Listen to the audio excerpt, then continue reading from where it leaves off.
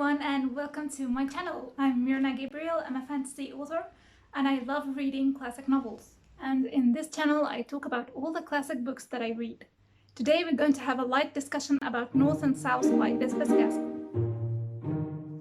I don't own a physical copy of the book anymore, so here's an image of the cover.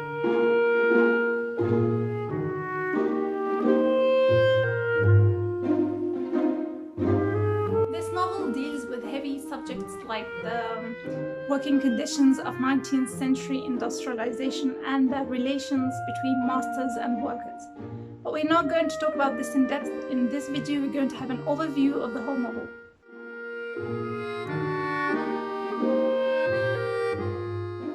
Sometimes you would hear people comparing North and South to Pride and Prejudice, and that is mainly because of the main character.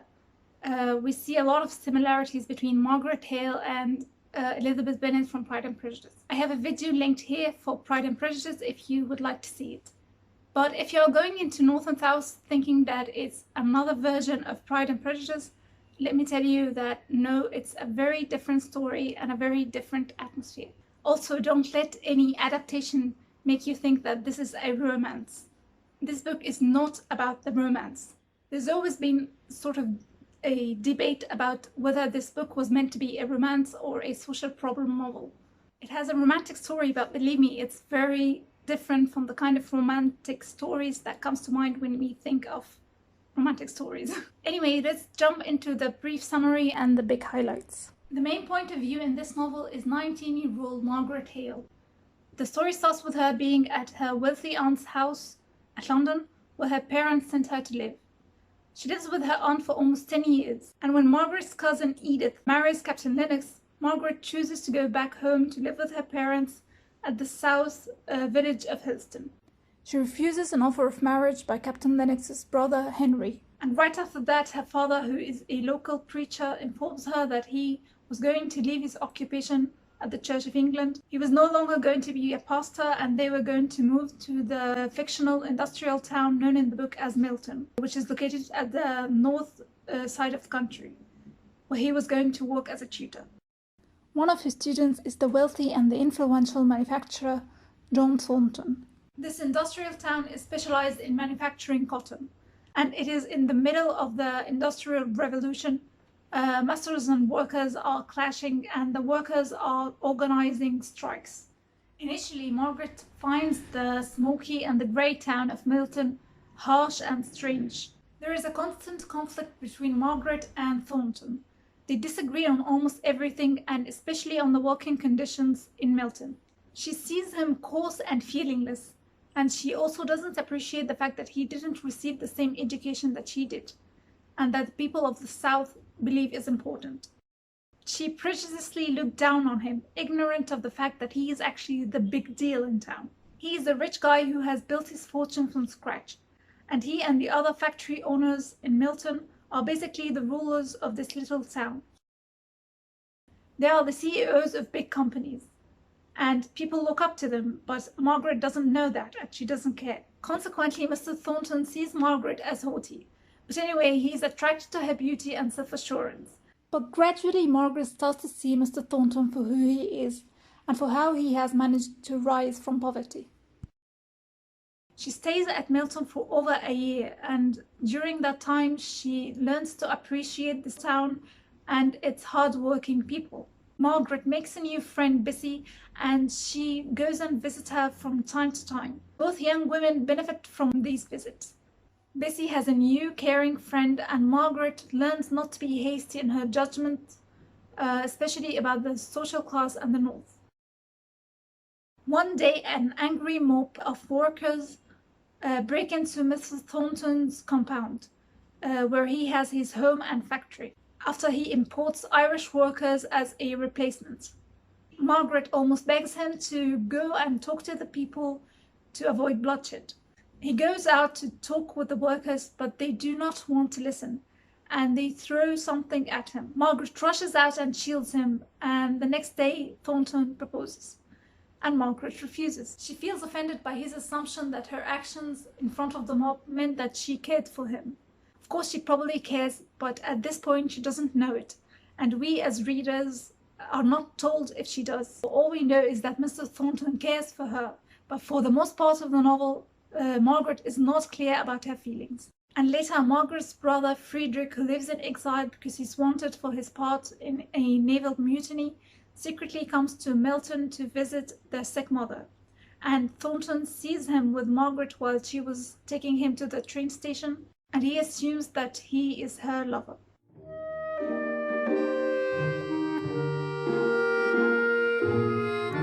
She's the novel's main character. The novel starts with the contrast between her and her cousin Edith. Edith is sweet and superficial, and Margaret is pensive and intelligent. She is passionate and brave. She is also self-possessed and sometimes prejudiced, especially against the working class. Margaret remarks about disliking walking in one of the streets that is frequently used by the workers, because she is freaked out by the men's bold stares and by how the girls frankly admire her clothes. She is responsible and she patiently cares for her parents, and she carries the weight of their suffering. She deals with a lot of grief, fear, and stress, and she comes out of all those troubles without losing her calm and inner peace.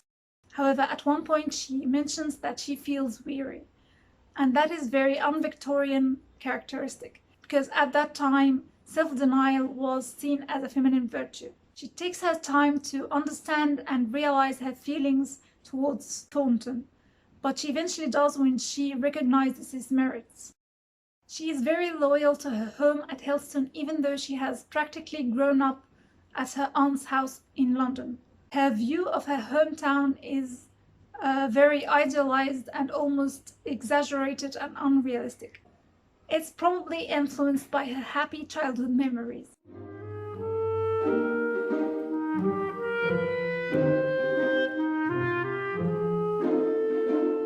He is a wealthy and intelligent factory owner who is esteemed by the other masters and despised by the workers because they believe that he is unfairly cutting their wages. He develops a passionate love for Margaret and maintains that love even when she refuses his proposal and when he believes that she has another lover.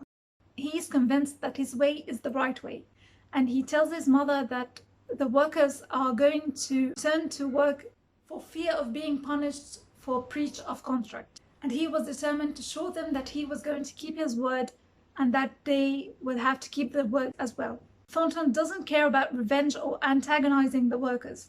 All he cares about is his business that he has built from the ground up. He believes that the workers are protesting out of ignorance, and he would rather hire hands from Ireland than to submit to their demands. This, of course, is one of the reasons why his business ultimately fails.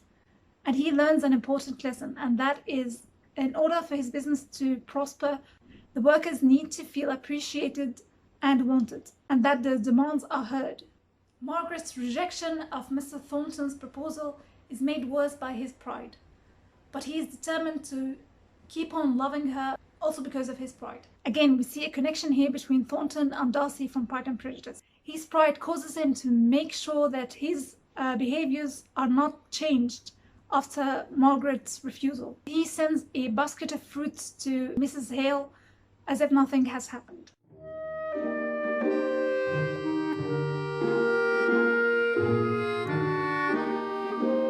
He moves his family to the north town of Milton. He is very happy with his friendship with his favorite student, Mr. Thornton. Sometimes Mr. Hale is seen as not being as strong as Margaret. He is also very anxious and indecisive. He has shaped Margaret's personality in so many ways. Many of his decisions forced Margaret to be very responsible at a very young age, including sending her to live away from her home when she was 8 years old.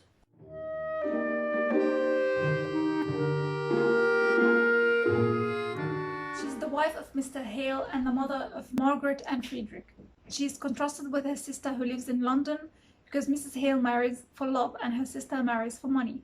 However, Mrs. Hale is unhappy with the lack of comforts in her life as a parson's wife, and she constantly complains about living in a forest village. When their family goes to Milton, she grows ill, and she becomes less critical during her illness, and her relationship with Margaret improves dramatically. There is a bit of similarity between the two mother figures in this novel, Mrs. Hale and Mrs. Thornton, in the way they highly love and respect their sons.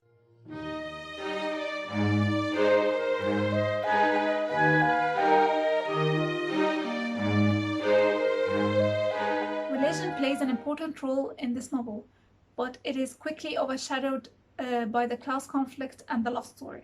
We see it clearly in Mr. Hale's religious doubts, Bessy's heated visions that are inspired by the Book of Revelations, Margaret's clear Anglicanism, Frederick's marriage to a Catholic girl, and Nicholas Higgins' pronounced atheism. About Mr. Hale's religious doubts, they are not clearly stated in the novel, but critics believe that it involves the 39 articles, which are the statements that define the doctrine and the practices of the Church of England, in light of the controversy of the English Reformation. It's when the Church of England broke away from the authority of the Roman Catholic Church. And this, of course, is associated with the wider European Protestant Reformation, which is a religious and political movement that affected the practice of Christianity in Western and Central Europe. The English Reformation is based on Henry VIII's desire for an annulment of his marriage. So it began as more of a political affair than a theological one. The Parliament declared Henry supreme head on earth of the Church of England. So basically in the novel, Mr. Hale doubts the rightness of a state religion.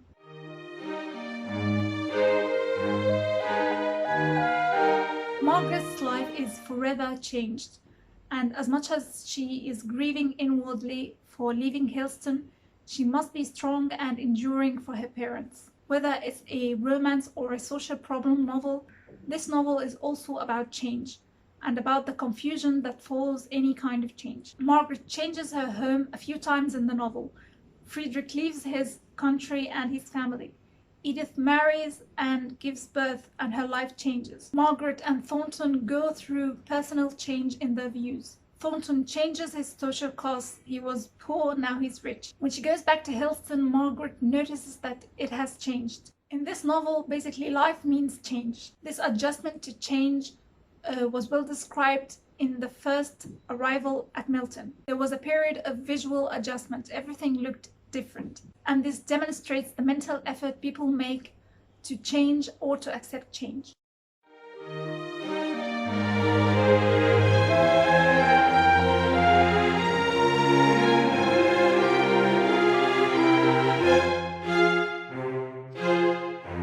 There was a prominent subject of discussion during the Victorian age, and that was the female visitors. Some people were against females from the upper class visiting the poor, thinking that this would encourage the poor people to exaggerate their needs to get more charitable donations. And there was a contest over who had access and control over a specific social class.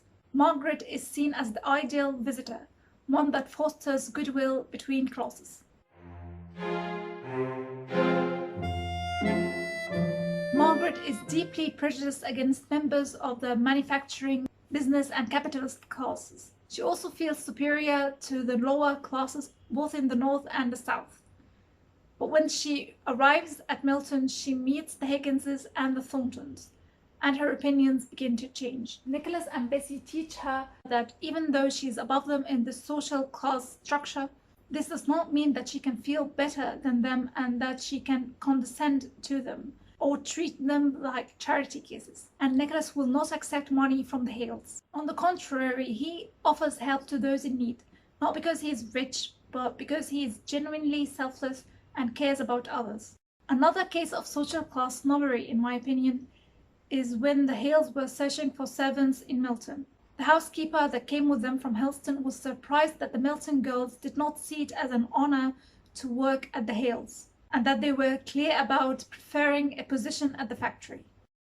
Margaret learns that the manufacturing classes are held in a high esteem in the north, and that simply because she is educated, that does not mean that she is better. This was very clear when Bessy asks Margaret in almost shock if she was going to dine at Thornton's. She tells her that even the Parliament members dine there, and she starts to fret about what Margaret might wear to this dinner. This conversation is a challenge for Margaret because she already assumes that her family is part of the upper class, especially in Milton, because they are educated and lived all their life among educated people. But actually, her prejudice against the capitalist class does not mean much in Milton, where Mr. Thornton and his fellow businessmen are not only rich, but are well regarded and influential people. They may not have come from an aristocratic society like those in the South, and they may not have studied the classics, but in the North, they are held in the highest social status. So Margaret learns to appreciate the businessmen of the town for their charisma, intelligence, and this sense of living in the moment. At the end of the novel, Margaret embraces business when she saves Mr. Thornton's factory, after Mr. Thornton learns humane business practices and does his best to solve the problem between him and the workers. Overall, Gaskell has her characters learn the importance of the individual regardless of their social class. Many of the characters in North and South experience a wounded pride. Henry Lennox suffers an immense blow to his pride when Margaret refuses his marriage proposal. Margaret can barely accept Milton and Thornton as she believes that her genteel upbringing and her South education make her better than those shopkeepers and manufacturers of Milton. She is surprised by Bessy's astonishment that the Hales were invited to Thornton's dinner party because she feels so certain of her superiority. She also assumes that she can call on the Higginses anytime she wants because it's a privilege that she is even visiting them. But Nicholas Higgins makes her understand that if that is how she sees it, then she's mistaken. Thornton also possesses a great deal of pride. He has worked his way up the ladder of success and would not negotiate with the workers. He also speaks of his superiority as a master. Both Margaret and Thornton are very prideful about the political and social views, and it's a long time before either of them accept the other's point of view. Margaret and her parents represent the South, while the Thorntons and Higginses represent the North. The South is initially shown as quiet and aristocratic, and there is no strikes or class antagonism. Education is valued and business is regarded as a vulgar profession. Those living in the South believe that the North is harsh, dirty, and soulless, and is full of people who are suffering from injustices. Those living in the North believe that their home is a place of active work and prosperity. The workers don't just accept their fate, they push back when they are unfairly treated. They view the South as full of men too meek to stand up to their rights. They believe that education is fine but ultimately useless, and the Southern life is slow and boring. Thornton and Margaret continue to discuss these points throughout the whole novel. Margaret eventually accepts that the South is not perfect and realizes that Helston is primitive in some ways. And Thornton finally agrees that capitalism is not without flaws, and he learns better business practices. The novel comes up with the conclusion that neither region is perfect.